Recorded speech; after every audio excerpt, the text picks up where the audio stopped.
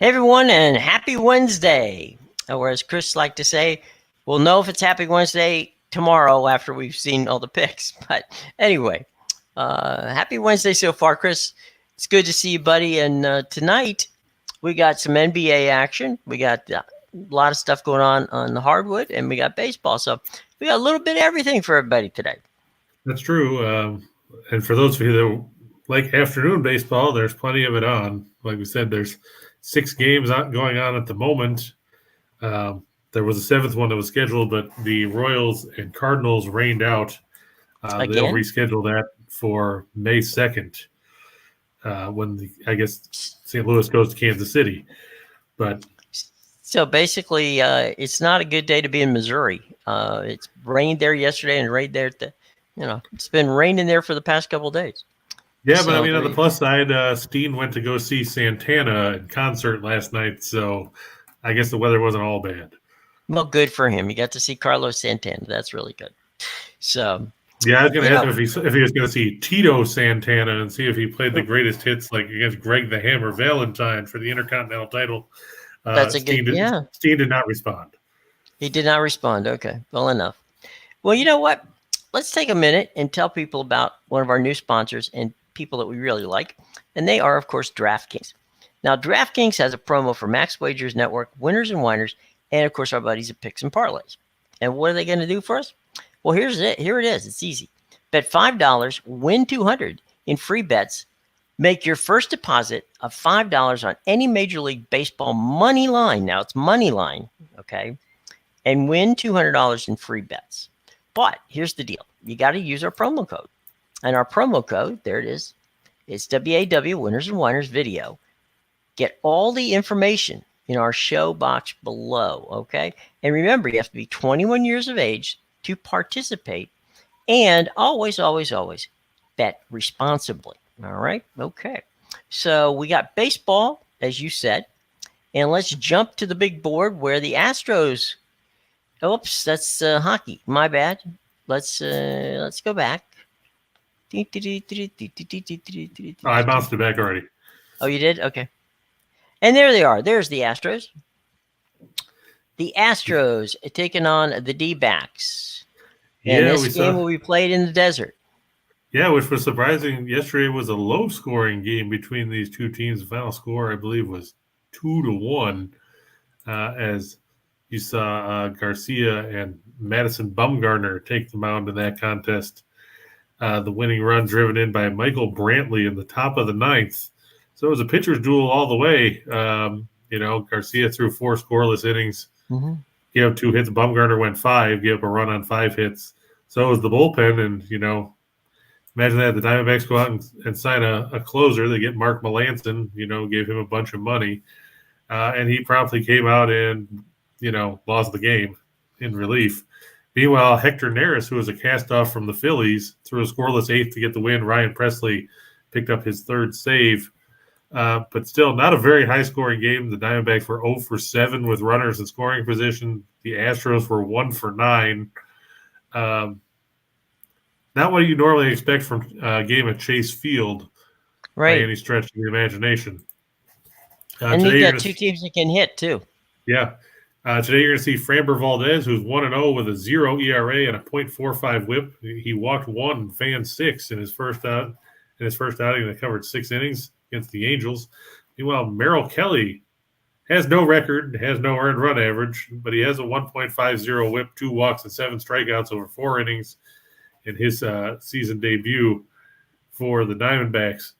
We talked about the Astros led the league in runs per game last year. They were second on the road. The Diamondbacks struggled offensively last season. That probably is what happens when you win, 52 games? Yes. Houston 5-1 in their last 6 interleague games against teams with a losing record. They're 5-1 in their last 6 on the road.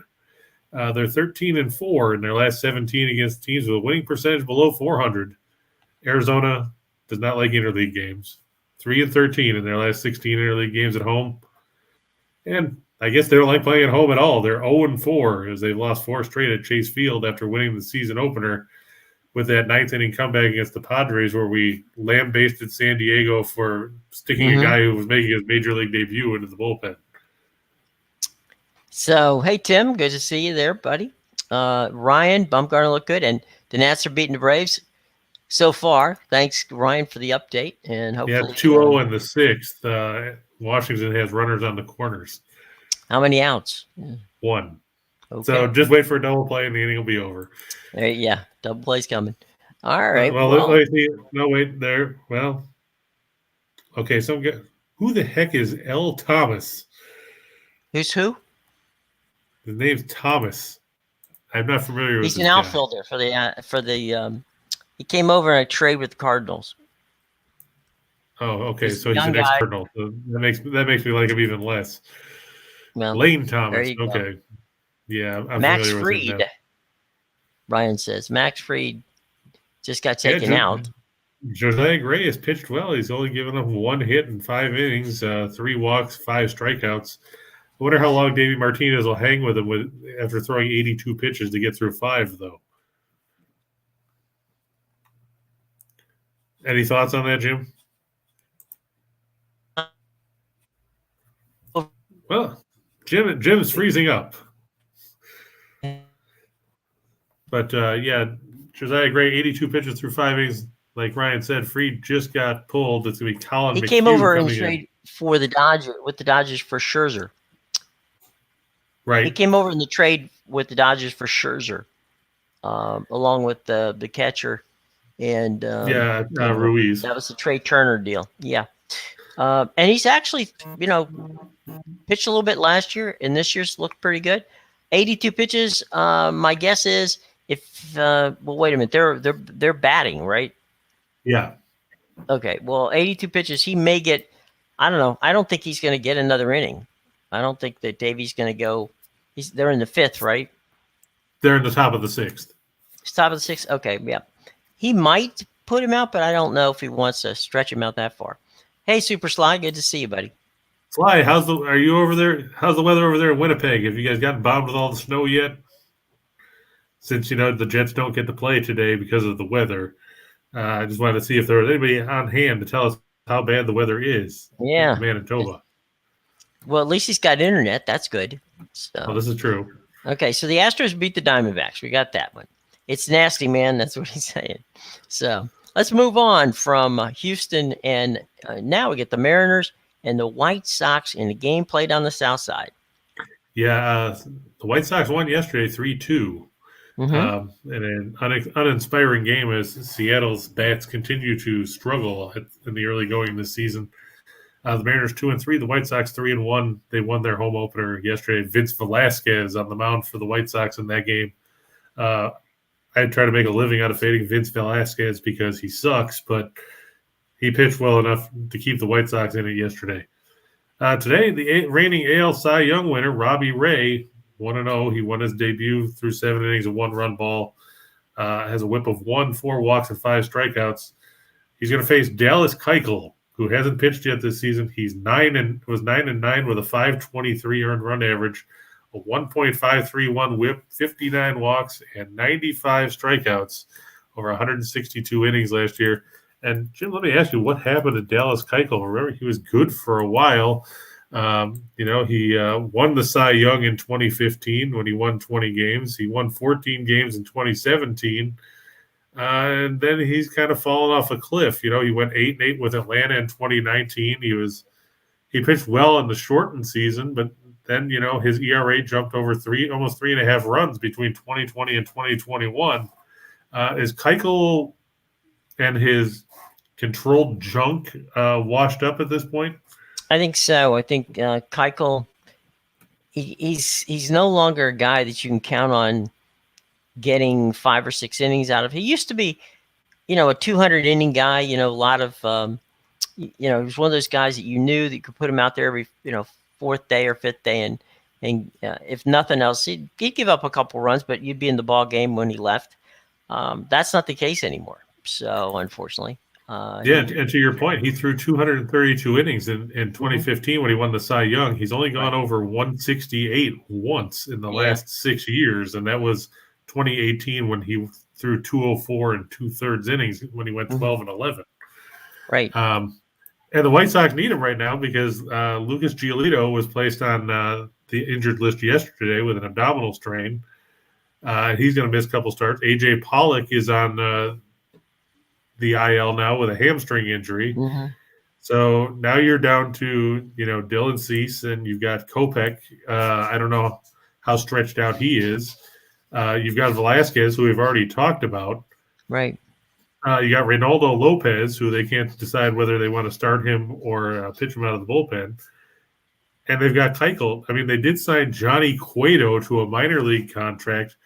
I don't know if Cueto has anything left at this point either. Well, if he ain't on the team, then he probably doesn't. Coming out, well, maybe they've got him down in Arizona just trying to stretch him out and see if he can throw. That's true. But Johnny Cueto has never been a good early season pitcher. He's not a cold weather pitcher at all. So maybe that's why he's not up there. Is cold weather is not a friend of Johnny Cueto's. But he can't be any worse than Keuchel at this point, can he? No, he cannot. No, not a chance on that one. So the M's have a good day. It'll be a good day for Dave Sims. So good on. Yeah, I mean, if you look there, like we said, Seattle's 8-1 in their last 9 against lefties. I think that's what it was. Let me double check my screen here. I can put it back. I'm sorry. Oh, no, I got it. Yeah, 8-1 in their last 9 on the road against left-handed starters, or 7-1 in their last 8 against teams with a winning record. 14-3 in their last 17 when their opponent scores 2 runs or less. And the White Sox, they play well on openers in series, but they're just 3-7 in the second game of their last 10 series, dating back to last season. I know the Mariners are a slight underdog here. I just can't trust Keuchel, especially going against Ray. Right. You have to think the Mariners should be able to take advantage of Keuchel. Of course, I said yesterday they should have been able to take advantage of Velasquez, and they didn't. Mm-hmm. But you can always hope, right?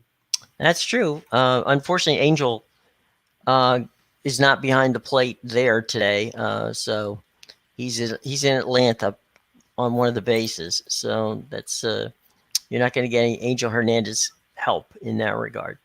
Before we get to the NHL, which we previewed accidentally when I hit the wrong button, let's talk about our friends at Caesars. Okay, now Caesars Sportsbook has a really cool deal for us, and it's called First Bet Insurance.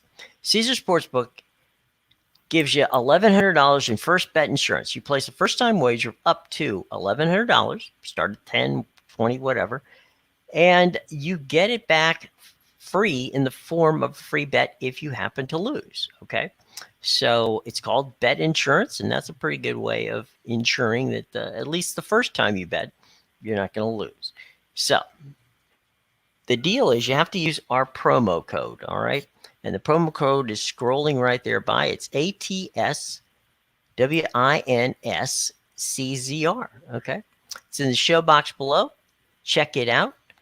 Again, you must be 21 years of age to play. And also, as we said before, always wager responsibly. And now to the NHL with only 9 games left to go in the season. It's going to be a game out west with Colorado and the Kings. Yeah, you got to feel bad for the Kings. You know, they played yesterday. They beat the Blackhawks. Now you get to go to the Ball Arena and face Colorado in the wet or up in the altitude. Not to mention the Avalanche have had 3 days off, and you're playing the second game of a back-to-back. Mm-hmm. The Kings have played well on the road this season, but they don't have Drew Doughty. He's done for the year after having wrist surgery, so take that part out of the equation on the blue line. Colorado is dominant on home ice. They're kind of like Florida in that regard, 28-4-3 at the Ball Arena this season. It's supposed to be Cal Peterson, 20-13-1 with a 279 goals against, an 899 save percentage, and 3 shutouts, starting against Darcy Kemper, 34-9-3 with a 237 goals against, a 926 save percentage, and 5 shutouts for the Avs. The big difference in this team between these two teams, offense. The Kings don't have a lot of it. They're 21st in goals for at 2.84. They're 11th in goals against at 2.83. So you're not talking about a big goal differential for them. Mm-hmm. Meanwhile, the Avs, 3rd in goals for at 376. They're 7th in goals against at 274. They're 4-0 in their last 4 against teams with a winning record. They're 48-9 in their last 57 as a home favorite. They're 9-2 in their last 11 on at least 3 days of rest. Kings 1-6 in their last 7 after allowing 2 or less in their last game. They're 1-6 in their last 7 after a win. And those last 2 numbers tell you that the Kings don't match up well with the Avalanche. They've dropped the last 8 meetings between these teams. That includes matchups of, 4-1, I think it was. Mm-hmm. Double check. Yeah, 4-1 on January 20th. They lost 3-0 on March 15th. They're 0-4 in the last 4 meetings in Colorado. Now, on the plus side, the Kings are trying to hang in the playoff picture. If you look in the Pacific Division, they currently hold the 3-point lead over Vegas for the final guaranteed playoff spot. The Knights have 1 game in hand. It'll be 2 after tonight. Vancouver 6 points back of the Kings. They have 2 games in hand on Los Angeles as well. And then you've got the wild card picture in the West, where you've got Nashville has 89 points, Dallas has 88 points. So Vegas and Vancouver and Winnipeg chasing those 2 teams. The only good thing that you can say for the Kings is after this, their last 6 games on the schedule, they face teams that are not currently in playoff position. They have Columbus, they have Chicago again, they have Seattle, they have Vancouver, and they have the Ducks twice. So if they can get past this one and maybe steal a point or something, it can go a long way to helping them out. But you have to hope for them that they can make some hay against these non-contenders. But it's going to be rough sledding tonight against a very good Colorado team. Yeah, and this game is the second game of the TNT hockey doubleheader. And the first game is the next game up, which Kenny Albert will be on the call for the TNT. Yeah, and that's the Rangers and the Flyers. That's right. Both teams coming off losses yesterday. The Rangers had a chance to jump into a tie for the top spot in the Metropolitan Division, but they fell to the Hurricanes. The Flyers, I don't know if they even bothered to get on the plane because they were completely obliterated by the Washington Capitals by the narrow margin of 9-2. Yeah. So rough night for the Flyers. Of course, the Flyers have been eliminated from playoff contention, so they're basically playing for nothing. And it showed last night. Meanwhile, you figure they're probably not going to be a whole lot better tonight facing a Rangers team that is still trying to, hang on to the second seed so they can at least get home ice advantage in the opening round of the playoffs. They're now 4 points behind Carolina for the division lead. But you look, and it's going to be Alexander Georgiev, 12-9-2 with a 303 goals against, an 894 save percentage, and 1 shutout. Taking on Martin Jones, 10-15-3 with a 349 goals against and an 899 save percentage. Jones hasn't been good all season. It's hard to think that after last night's debacle with the way the Flyers looked. I mean, that game was, 7-1 after 2 periods, something like that. And I figured, you could have turned the lights out after 20 minutes. But apparently they wanted to make it even worse because that's typical Philadelphia hockey. Oh, I'm sorry. It was 5-1 after 2 periods. So it was 7-1 6 minutes into the third. Yeah, I don't think the Flyers showed up. I don't think they're going to show up tonight. They got outshot 37-21 in that game. They did win penalty minutes, so kudos for that. The Flyers 28 in goal for, though, at 259. They're 27th in goals against. The Rangers 6-1 in their last 7 on the road, 20-6 in their last 26 against an opponent that scored 2 or less in their last game, 45-16 in their last 61 as a favorite. The Flyers just 6-21 in their last 27 after giving up 5 goals or more in their last game. And just to be equal opportunity, guys, they're 5-23 in their last 28 after scoring 2 or less.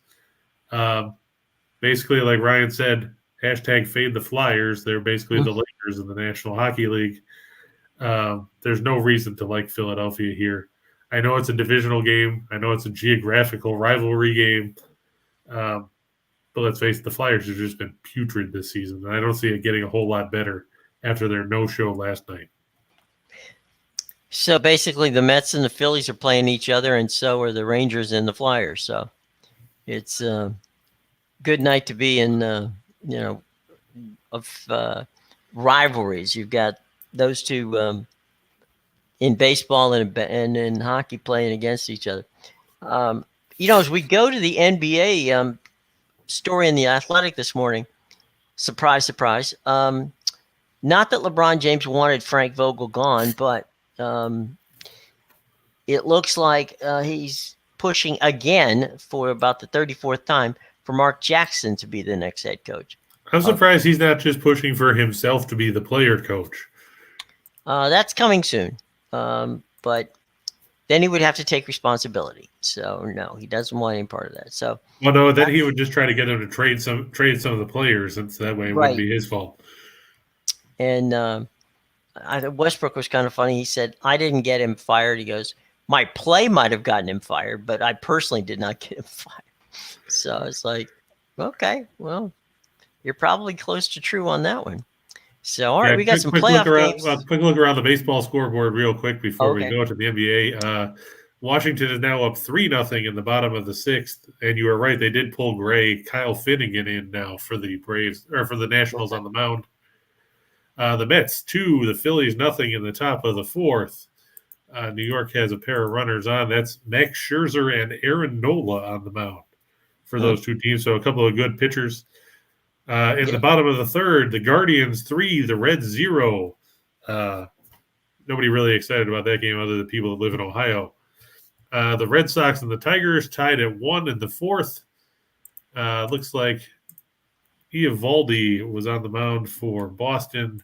Detroit countered with ex-Red Sox Eduardo Rodriguez. The Red Sox currently have runners on 2nd and 3rd with 1 out. The Dodgers 3, the Twins 0 in the 5th. And, of course, the Pirates, we talked about yesterday how we thought they might rough up Drew Smyly. They didn't. Instead, they waited till today to rough up Kyle Hendricks.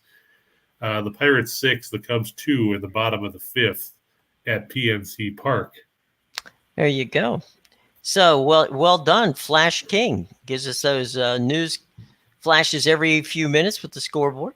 Yep, Boston just went up 2-1 on a sac fly by Alex Verdugo, and Finnegan just gave up a solo homer to Austin Riley. So it's now Washington 3, Atlanta 1 in the bottom of the 6th. Oops. Finnegan can they throw did it again. Finnegan's wake. Finnegan, right? Finnegan's been a pretty decent little pitcher there, but he does have problems with the home run ball at times. So there you go. All right, so let's go to the hardwood and to the NBA, where the association has some playoff ramifications going on tonight. And these games can be seen, both games, doubleheader ESPN. So hockey's on TNT tonight, folks, and ESPN's got the basketball. And baseball's on pretty much every other channel. Yeah. Baseball's on the MLB network, which has the Braves and the Nationals, and the alternate game is, hang on a second, I'll tell you what the alternate game is. Probably a better game than the Braves and the Nationals. The alternate game is the Red Sox and Tigers. There you go. So a more entertaining game than the Braves and the Nationals, because I'm tired of seeing the Atlanta Braves on TV. Yeah, what a shock. The Braves on television. Pretty much. So here we go. Ryan said he can't wait for LeBron. He can't wait for LeBron to go away, retire and go away. Yeah. San Diego and San Francisco, or Houston versus Arizona, is the 3:30 game on MLB Network. So now there was a lot of controversy in that San Diego-San Francisco game last night, Jim. I don't know if you saw anything about it.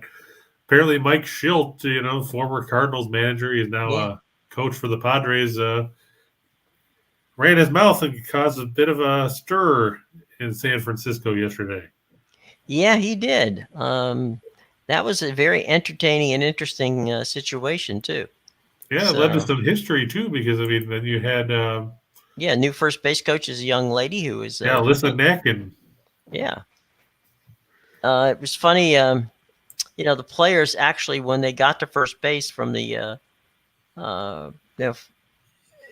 every player who got to first base, shook the hand of the, of the new first base coach. So it was a very interesting and entertaining evening from that standpoint. And that's good to see. I mean, you've got a manager who's now managing in the Florida State League for the Tampa Tarpons, which is the Yankees Florida State League team, and now we've got as you say, Mrs. Knack at first base coaching for the Giants, and she was even wearing that fog uniform that they have, which I still can't figure out who came up with that idea. You have no these idea City Connect uniforms are weird. I mean, let's be honest. the one the Nationals have is over the weekend. It has the WSH across it's gray-ish. It's got WSH across the chest, and it's got cherry blossoms around it, and it's a cool uniform. It's interesting, and then it's got the old gray and white hat, which was more of the Washington Senators. So little bit of a throwback, although they did steal it from the Capitals. So And let's give some credit to Sean Higgs when he was on yesterday. He said that Darvish struggled last year against the Giants, and boy, Darvish came off that 6 no-hit inning game against Arizona in the opener, and he got absolutely lit up yesterday. Yes, he did. 9 runs on 8 hits with a pair of walks and 2 strikeouts in an inning and 2/3. That game was over before it started. He also hit a guy, so I mean, kudos for that. And it looked like they're playing t-ball. It's like put it on the tee and hit it. It was 6-0 after an inning, and I was like, well, so much for that. Yeah. Didn't bother looking. Don't waste any more time on that one. Yeah, it was time to change the channel on the old MLB network or MLB TV there, because that was just brutal when you got right down to it. It's like, wow, glad I didn't waste time watching that. Speaking of wasting time, here's the Hawks and the Hornets playing each other tonight. Yeah, it's going to be an interesting matchup here. Both teams were 43-39, so how about that? Kind of like yesterday when the Cavs has and the the Nets. Good Bogdanovich, though. That's true. Kind of like the Cavs and the Nets. Yeah, exactly. They were both 44-38 going into yesterday. So, Charlotte 21-20 on the road. The Hawks 27-14 at home. Both teams are good offensively, and they're both bad defensively. So this is going to be interesting. They split their 4 games in the regular season. The Hornets 4th in scoring offense, 115.3. They're 11th in field goal percentage, 46.8. They're 6th in three-point shooting. The Hawks are 6th in offense at 113.9, 7th in field goal percentage at 47%. They're 2nd in three-point shooting. Like we said, both teams bad defensively. Atlanta slightly less bad, 21st in scoring defense at 112.4, 23rd in field goal percentage defense at 47.1, 25th in three-point defense. The Hornets 25th in scoring defense at 114.9. That's Tim's homer bias because he's from North Carolina and he has to root for somebody from the state since, he won't root for the Hurricanes. The Hornets 20th field goal percentage defense, 23rd in three-point defense. Atlanta 6-0 in their last 6 as a favorite, a far cry from earlier in the season when they couldn't cover anything. They're 9-0 against the spread. Their last 9 at home against teams with a winning road record. They're 4-0 in their last 4 at home, 7-2 against the spread in their last 9 overall. Quick look at the injury report shows Gordon Hayward, he played, 1 game down the stretch? Might have played 2. He's out. Won't be back until late April if they get that far. Meanwhile, for the Hawks, you won't see John Collins, who's been out since March with that sprained ring finger and a foot strain. Also, Lou Williams, who, I remember when Lou Williams was a good 6th man. He's gone to Atlanta and basically done nothing over the last couple of years. He's basically become a good 10th or 11th guy, sitting at the end of the bench next to the water boy. He looks good in the team picture.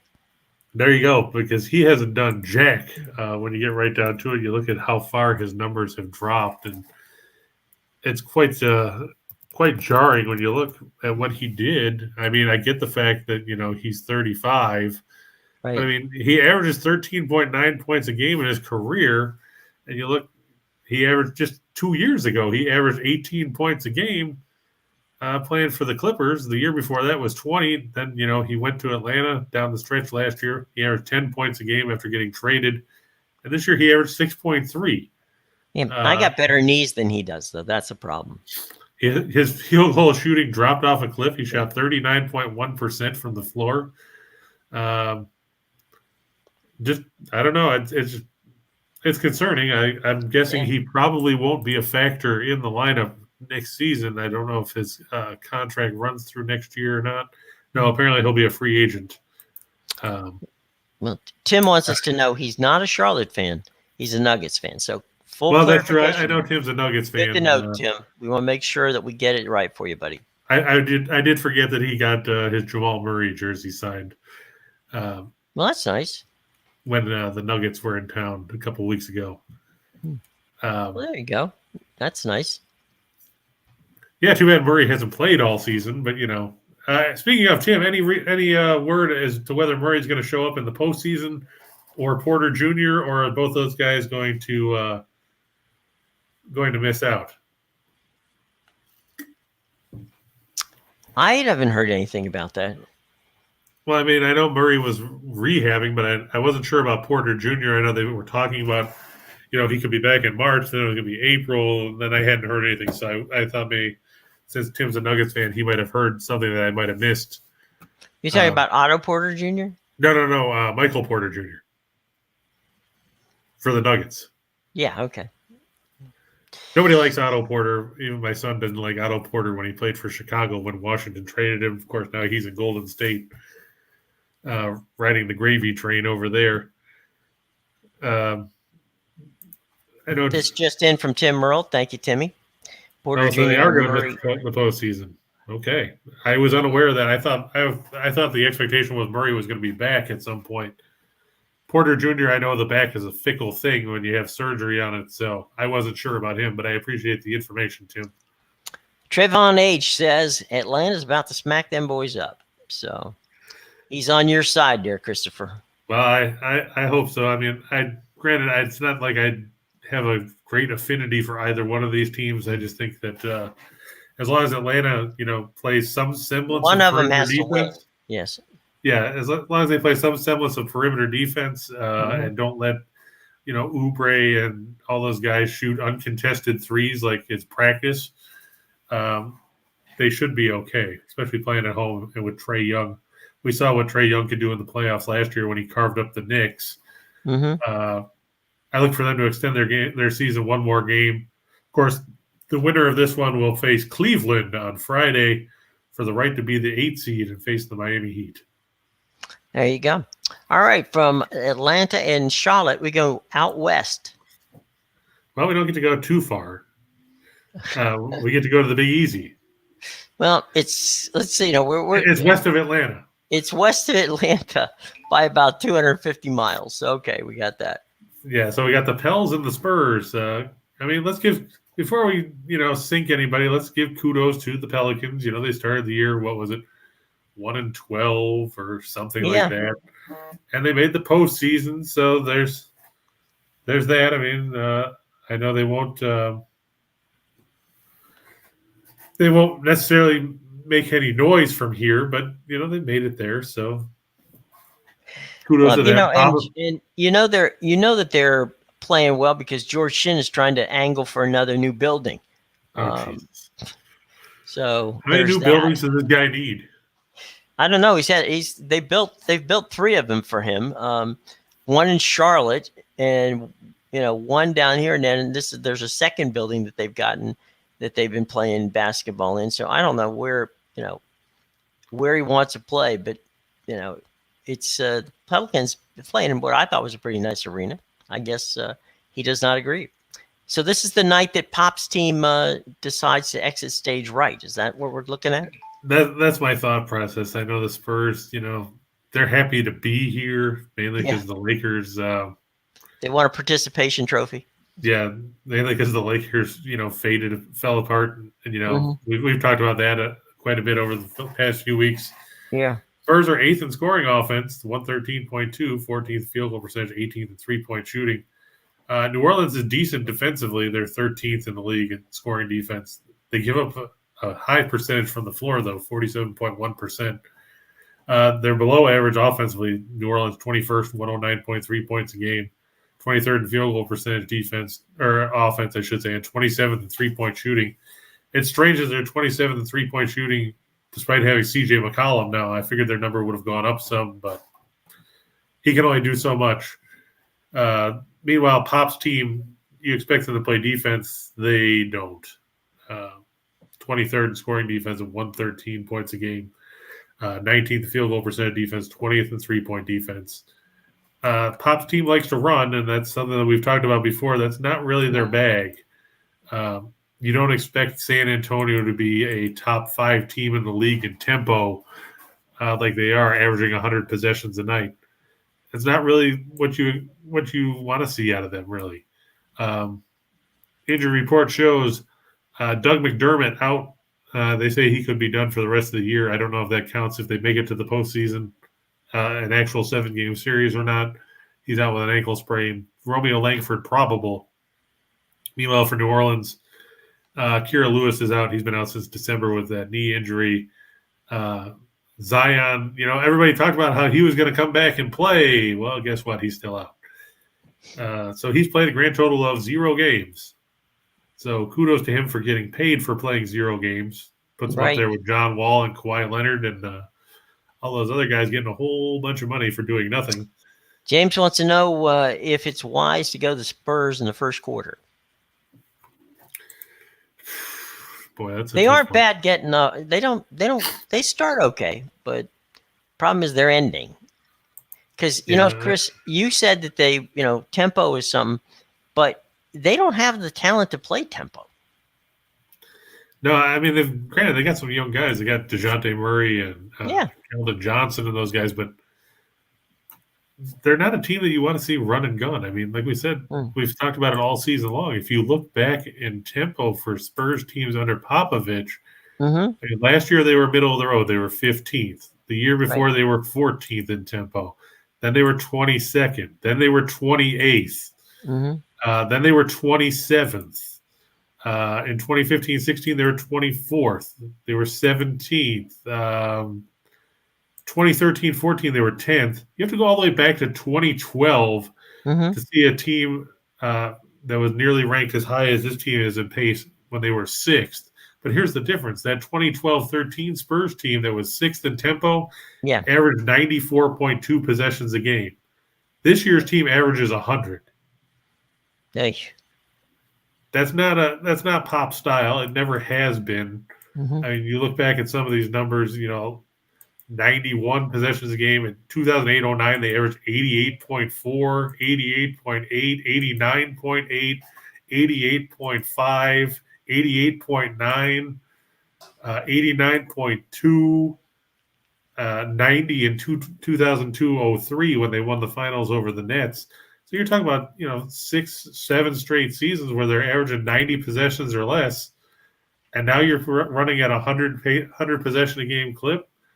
That's not – the Spurs aren't a track meet type of team. They're a team that plays good half-court defense. They like to run the screen and rolls and things like that. It worked for so long with Duncan. I think they could probably play the same kind of style with Podol. I mean, he's not as effective of a shooter as Duncan, but he can crash the glass and stuff too. I don't get where Popovich is going unless this is like saying, okay, well, screw you guys, I'm done after this season because I mean, what's he got left to do? He already owns the wins record. He's got rings. What does he have left to accomplish in San Antonio? This just in. Kershaw has thrown a perfect game through 5 innings. Well, I mean, he's facing the Twins. They're on scholarship though. They're still. Oh, that's true. I mean, I will grant you that. So we got Clayton Kershaw throwing a perfect game through 5. Trust me when I tell you, he will not be there much longer. He's only thrown 54 pitches. 54 through what? Through 5? Through 5. And the weird part is he's only thrown 54 pitches and he's got 9 strikeouts. Okay, they're in the top of the 6th. Okay. 3-0. Maybe he will. Let's see. We'll keep an The eye on sad part it. is that the Dodgers only have 3 runs because they're 2 for 11 with runners in scoring position.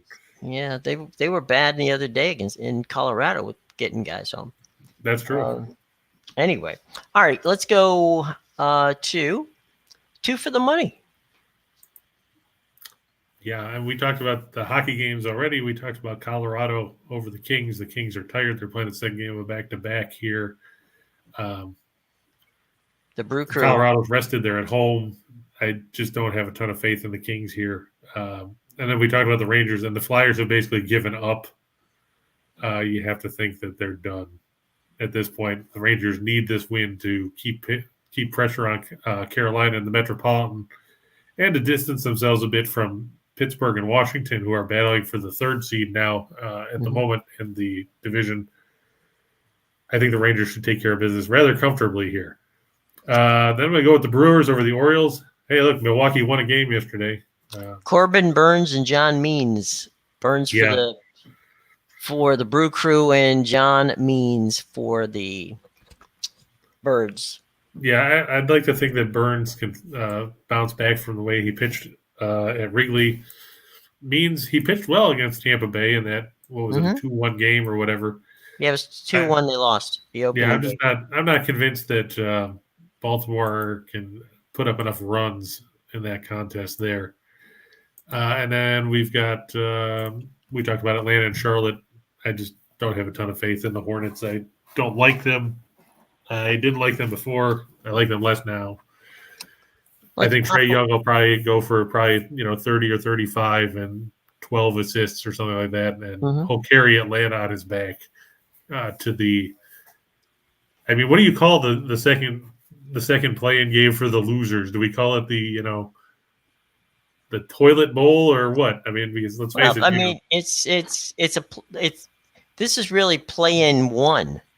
Play-in 2 is the next one. So it's amazing. Nathan likes the Orioles for the first 5. That may not be bad, Nathan, but well, the tough part is though you're banking on the Orioles to put up runs on Burns, or the other way, you're looking at Means keeping the Brewers from scoring. Yeah, which is possible because Milwaukee has looked all that great when it comes to hitting so far this season. And the weather's not going to be too bad tonight in Baltimore, so it's not going to be brutally cold or anything like that. So I don't know. It's intriguing. The first 2 games of that series has gone very strange. So it's hard to project what's going on tonight. But anyway. 4 for the show. Yeah, we talked about New Orleans. I think they'll get the better of San Antonio. I know Popovich is probably going to keep running. The problem is they don't stop anybody on defense. So the problem when you miss a shot and you run at that pace is you give up a lot of transition buckets. That's not something you want to do with a team like New Orleans because you've got McCollum out there. Inside, you've got Valanciunas and Ingram. Those guys can do damage in a hurry. And San Antonio, the last thing San Antonio wants is this for to be a 125, 122 type of game. I just think New Orleans playing at home is the better team in that one. We talked about the White Sox. I can't trust Dallas Keuchel. You have to think that Robbie Ray will keep Seattle in it as long as the bats can do something, which we know they haven't of late. You have to think that Seattle can pull one out in the Windy City. I continue to ride Tampa Bay. Of course, they got blown out on Monday night, and then last night they won 9-8 in 10 innings. Yeah, they won in extra innings. In a game where 2 guys that nobody ever heard of started on the mound. I know Romero struggled. I know Aller lasted an inning and a third or an inning and 2/3, and then he was gone. So Shane McClanahan and Frankie Montas, I think. Frankie Montas, Oakland, provided he's not traded before the game because there were rumors that he was going to be traded to, Philadelphia or something. Yeah. And then Houston over Arizona. I like the way Valdez pitched in his first start. Kelly pitched decent in his first outing, but Arizona doesn't score a lot of runs, and could be Daryl wants to problematic. know what you think about the Spurs and the Hawks game from the standpoint of going over. Got it down below in the menu. Okay. Hang on, Daryl. We're about to get to it. Yeah, the A's have a good farm system for pitching, but they traded away all their hitters. I mean, after they traded Olsen and Chapman and they traded Manea, and, Montas is probably going to be next. You have to think, I saw that in the Fangraphs projection for win projections, the A's dropped 10 wins off their projection after they made all those trades. Well, you're in good shape with the Red Sox, Daryl, because they're up 7-1 now in the fourth. As long as Eovaldi and the bullpen hold up, you should be in good shape there. You have to look at the Yankees. I actually think they'll beat Toronto tonight. I don't have a ton of faith in Jose Barrios after his first outing. I'm sure he'll bounce back. I just don't know if he'll bounce back tonight.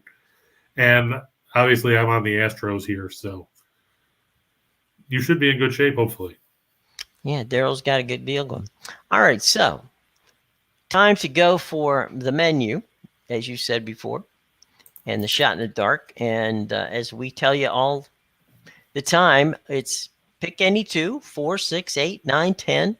The fun part was, had you just paid attention to the hockey part of the menu yesterday, where we had, hold on, I'll pull up my own copy of the menu because I haven't. Imagine that. I have a copy of it on my own computer. How about that? In the hockey part of the menu yesterday, we gave you the Kings over the Blackhawks. The puck line was plus 175. We gave you the Wild over the Oilers. The puck line was plus 180. We gave you the Devils over the Coyotes, and the puck line there was plus 170. And we gave you the Senators straight up on the money line over the Red Wings at plus 105. And you just played those 4 games alone, it would have turned $100 into over $4,000. I know because I did the math earlier. Yeah. But yeah, I mean, the Kings won 5-2, the Wild won 5-1, the Devils won 6-2, and Ottawa down Detroit 4-1. Now, the rest of the board may have sucked, but that's not my fault because some of those games didn't turn out the way that we expected.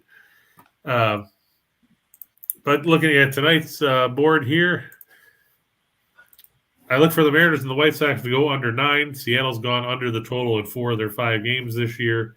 We only saw 5 runs on the board yesterday.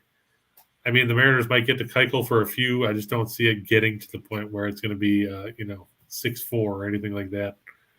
I'm going to go with the Giants over the Padres. That game is supposed to be Logan Webb for the Giants against Sean Manaea for the White Sox. Or not the White Sox, sorry, the Padres. Manaea pitched well in his debut. I'll give him that. But does anybody have a ton of faith in the Padres' bats right now after the way they got shellacked yesterday? I personally do not, and that's why I'm going to go with the Giants in a low-scoring matchup there. I like the Yankees over the Blue Jays. I mean, we saw Barrios get torched by Texas in his opener. He has an ERA of 108 right now. Now, Garrett Cole had his struggles early against Boston on opening day where he gave up 3 in the top of the first. I expect that the Yankees will claw out a win in that one. I also look for it to stay under 8. I don't think that this is going to be a high-scoring game. You look at the first 2 games in that series, and they've been low-scoring ones because, Toronto won, 3-0 on Monday night? Yeah. On Tuesday night, the Yankees won 4-0. So 7 runs combined in 2 games. 8 seems like it could be a stretch. Daryl, Liverpool. Yeah, Jim, I defer to you on this. Yeah, Liverpool and Man City to both win. Yeah, I think you're in good shape there, Daryl. I don't know I don't have any line figures on it, but they should win. Both those teams are good enough to pull through. Man City's playing Atletico Madrid. Right. And who's Liverpool's playing an Italian team, I think. Benfica. Yeah. Yeah, I think you're safe for the 2 Premier League teams to move through the Champions League today. Yeah, I see they're up 3-1 in aggregate scoring from the first leg. So what's interesting is in the FA Cup on Saturday, those two teams will play each other, Man City and Liverpool. Yeah. And that extends my massive knowledge of the sport of soccer. There you go. We're getting Sean Miller starting next week. We'll have soccer 4 to 5 every day. So there you go. This just in from our buddy Ryan Page and Super Slide Portuguese. Okay. I think. And Kershaw, perfect through 6. And he's now up to 69. He struck out the side in the 6th. So he's got 12 strikeouts. He's only thrown 69 pitches. So the Twins must just want to get the hell out of there. I don't know what the weather is in Minneapolis this afternoon. It's ever warm. Because, you're talking about he threw 15 pitches. Okay, it's 36 degrees in Minneapolis right now. So they must just be going up there and, hacking at anything so they can get back to the dugout and warm up, because 69 pitches and you fan 12 guys. That's impressive. That's not contact. Yeah. That's Kershaw. That's Kershaw 5 years ago. Yeah. I'm going to look for – Daryl was asking about the NBA. I look for Charlotte and Atlanta to go under 234.5. You look at the recent totals for those teams. Just take a quick look here so I don't misquote myself. Atlanta had 4 straight unders before beating Houston in the finale. 6 of the last 7 meetings between these teams have ended up under the total. The lone exception was a 130-127 Charlotte win back on December 5th. I just look for this one to be a little bit better defensively and keep things in check. I'm also looking for the Spurs and the Pelicans to stay under 224.5. I know that three of the 4 meetings this year. Let's see, what were the totals in these games? In the meetings this year, we saw the teams combined for 209, 238, 215, and 210. 7 of the last 8 of the last 10 meetings between the teams have stayed under the number. I don't expect anything to change here. On the ice, Columbus over Montreal, straight up. I think the Blue Jackets should get the upper hand. It's supposed to be Samuel Montembeault for the Canadiens because Jake Allen apparently done for the year with a groin injury. Columbus, Elvis Merzlikins in net. I also look for that to go over the total. I think that one's going to be, like I said, over the mark. It should be an interesting matchup. And then the Rangers and the Flyers come out. The Flyers gave up 9 yesterday. It's kind of hard to have a ton of excitement in this one. Look for the Rangers to put up at least 4 or 5 and push that one over the total. And I look for the Kings and the Avs to stay under 6. What do you think of Andrew? Andrew's got Man City, which is not bad. It's on the money line. He's got over Detroit and the Mets on the money line. Well, Detroit and Boston, they're at 8 right now on the 5th. So all you need is for them to put another run on the board somewhere. Yeah, they got plenty of time to do that. And the Mets are up 3-1 in the 5th. Mm-hmm. They're going to the top of the 5th now. And he's got the money line there too. Yeah, so he seems to be in good shape. Yeah.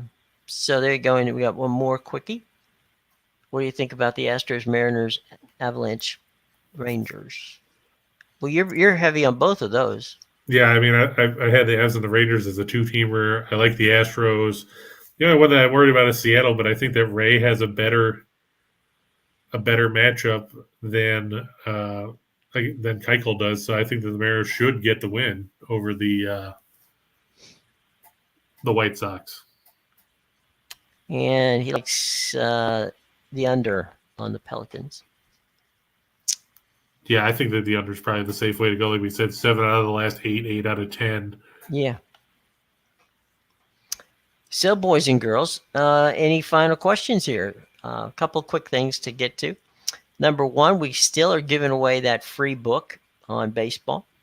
All you have to do is go to show box below. It's a really cool book. Gives you all kinds of interesting information on all the teams, and it's very, very helpful. So by all means, take a look at that. Also, while you're down there, if you want to get Chris's parlays, you can do that. They'll send them to your email box every day.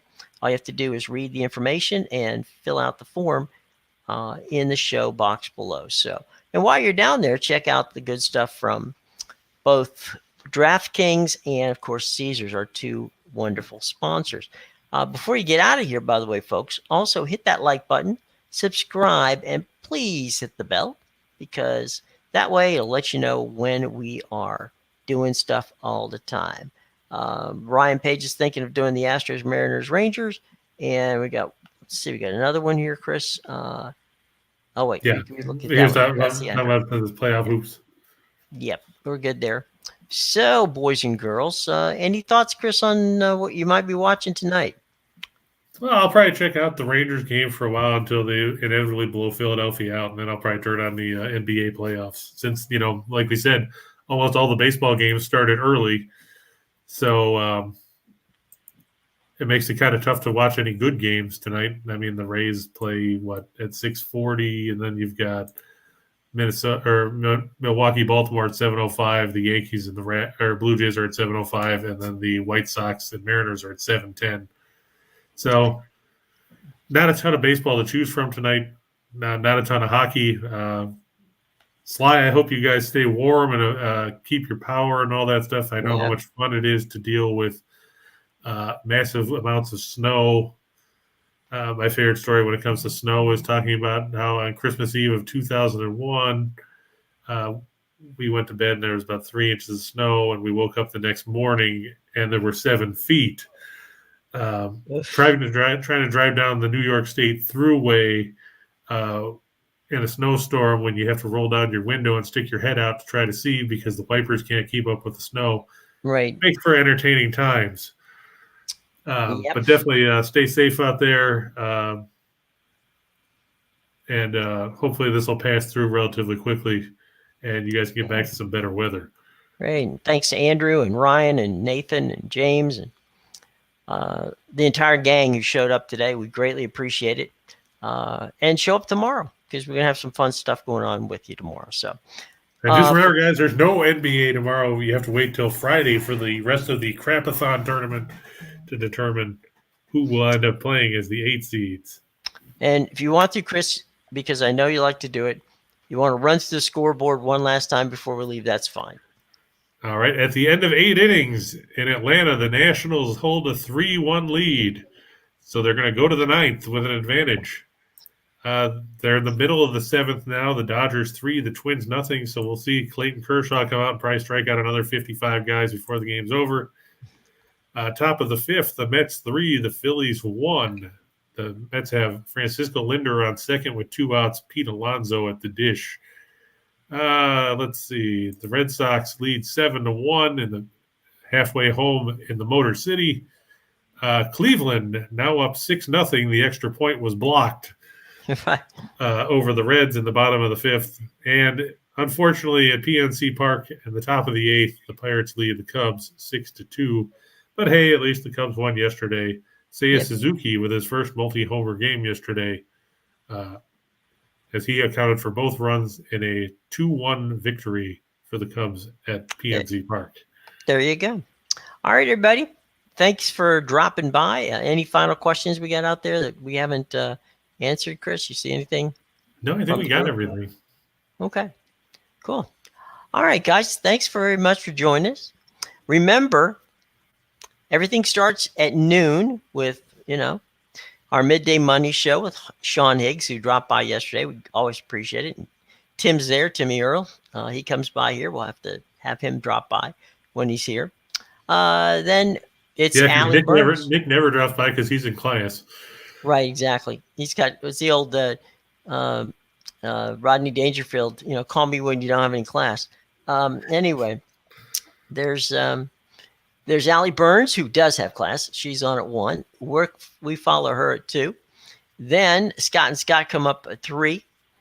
And then Lenny, Tim, and the aforementioned Nick show up at 5. And starting next week, as I said before, if you're a soccer fan, you're going to have one of the best in Sean Miller, who is at he's at the game in Manchester today. So he's writing the story for a number of New Jersey newspapers. And so you can just Google Sean Miller soccer, and you'll be able to read his reports from Manchester, where he's covering the Champions League. All right. So that's coming up on the Max Wagers Network, everybody. Okay. So have a great day. It's been a lot of fun, and we will see you tomorrow, 2 p.m. Well, Kershaw's got another strikeout. Okay. He's getting there. All right. So I'm going to get off so that we can all jump on and see what's going on with Clayton. All right, boys and girls. Have a great day. Chris, thanks, buddy, and we'll see you tomorrow. Sounds good.